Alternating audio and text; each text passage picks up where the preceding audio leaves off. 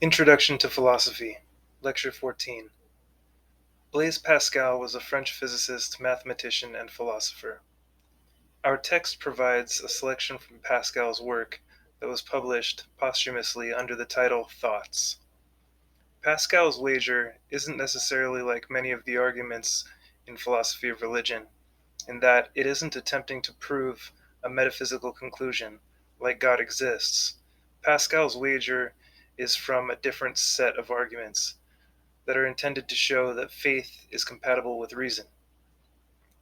In his wager, Pascal points out the implications and consequences of belief and disbelief and frames it in terms of a gamble. If you look at the first column of this chart, you'll see the different possibilities of belief. The first, that God doesn't exist, and the second, that he does.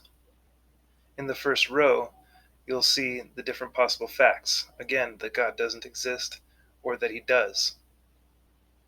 Moving down the first set of possibilities, you'll see that if the belief that God does not exist co-occurs with the fact that God does not exist, then nothing happens.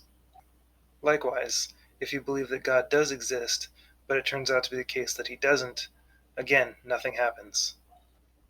If we look at the last column, we see that if the belief that God does not exist co-occurs with the fact of God's existence, then according to theological traditions, the consequence is presumably eternal hell.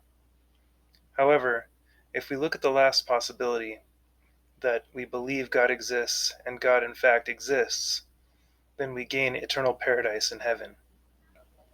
What this chart is intended to show is that the only bet you can make that has any chance of a positive outcome is that God exists. As Pascal says, let us weigh the gain and the loss in wagering that God is.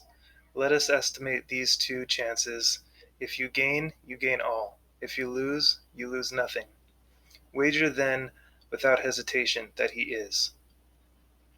For those who feel the force of this argument, who want to believe but cannot force themselves to, Pascal advises those, endeavor then to convince yourself, not by increase of proofs of God, but by abatement of your passions.